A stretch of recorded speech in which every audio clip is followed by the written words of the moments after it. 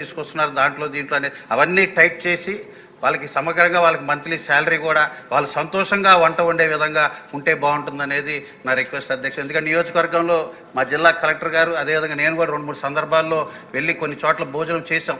చాలా ఎక్సలెంట్గా ఉంది. కొన్ని సందర్భాల్లో అయితే సాధ్యమైనంత మధ్యతరగతి వాళ్ళు కూడా వండుకోలేనంత మంచి భోజనం అక్కడ అందిస్తున్నారు అధ్యక్ష. సో ఆ భోజనాన్ని వండే వాళ్ళకు కూడా దృష్టిలో పెట్టుకొని వాళ్ళ జీతాలు కూడా కొద్దిగా మెరుగైన జీతాలు అందించే విధంగా ఉంటే బాగుంటుంది అనేది నా రిక్వెస్ట్ అధ్యక్ష. Thank you. వెనుగండ్ల రాము గారు. ధన్యవాదాలు అధ్యక్ష. ఎవరో ఒక మంత్రి గారు నోట్ చేసుకుంటే అండి. విషయం వచ్చేసి ఆర్ఎండ్బి రోడ్స్ గురించి అధ్యక్ష. గుంటలేని రోడ్ల కింద గత కొన్ని నెలలుగా మనం ఎక్సర్సైజ్ చేస్తున్నాం అధ్యక్ష. చాలా వరకు మనం కొన్ని గుంటలు లేకుండా చేయగలిగాం. కానీ గుడివాడలో కొంచెం ప్రత్యేకమైన పరిస్థితులు ఉన్నాయి అధ్యక్ష. కొన్ని సంవత్సరాల నుంచి పూర్తిగా రోడ్స్ మొత్తం ఆగిపోవటం వల్ల అసలు రోడ్డు అనేది లేని పరిస్థితి, గుంత కాదు రోడ్డే గుంత కింద ఉన్న పరిస్థితి ప్రస్తుతం.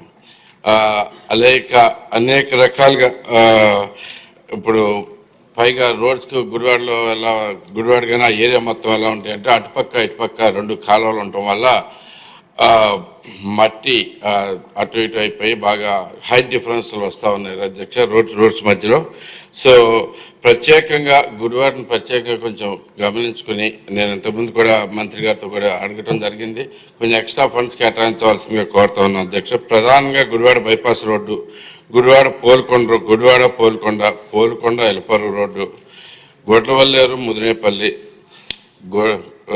సిద్ధాంతం పెద్దేట్లగాడి రోడ్డు, ఇది చాలా ఇంపార్టెంట్ అధ్యక్ష ఇవన్నీ.